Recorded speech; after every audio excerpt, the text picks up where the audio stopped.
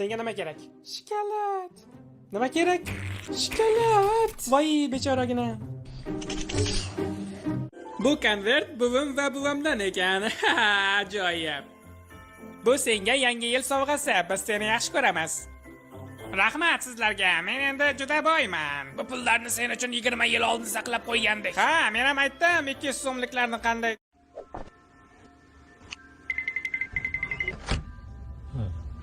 Oh.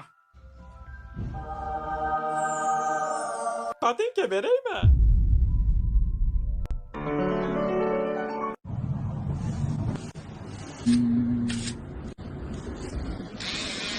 Yangi soat olishim kerak. Soatning reklamasini yubor.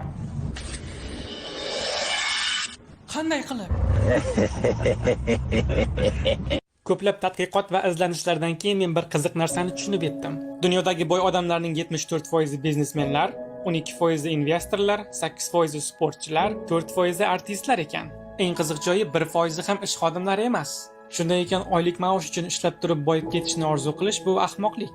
Sen shunchaki boshqa bir tadbirkorning biznesi uchun instrumentsan xolos. Boylarning asosiy qismi ishlab chiqaruvchilar, iste'mol qiluvchilar emas. Shunday ekan o'zingni birinchi biznesingni yo'lga qo'y. Shunchaki boshla. Uzoq reja qilishdan foyda yo'q. Haftasiga 6 kun ishlash bu yashab qolish uchun zarur bo'lgan pulni keltiradi xolos. Sen yashab qolishni tanlaysanmi yoki chinakamiga yashashni? Dugonalari har kuni klubda yuradigan qiz bilan birga bo'larmidingiz? Yo'q. Chunki agar dugonalari qanchiq bo'lsa, u ham qanchiq bo'ladi. Atrofingdagilar sening kimligingni anglatadi. O'z xotini turib boshqasi bilan yurgan do'stingiz bilan birga bo'larmidingiz? Menimcha ha, chunki bu uning shaxsiy ishi. Men bunga aralashmayman. Siz qizildan o'tib ketdingiz va Siz nima shtraf yozyapsizmi? Xuddi shunday. Siz meni dadamning kimligini bilasizmi? Nima onangiz aytmaganmidi?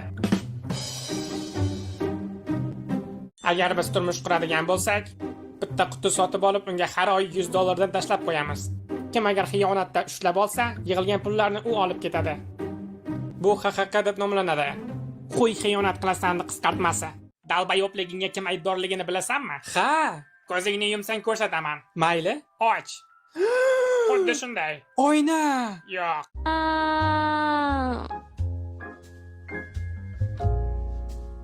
Sen nima qo'yib qilyapsanmi? Og'zingdan qoning kegor bergan paytda yeyish kerak.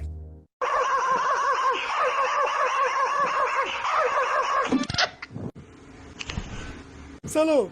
Salom.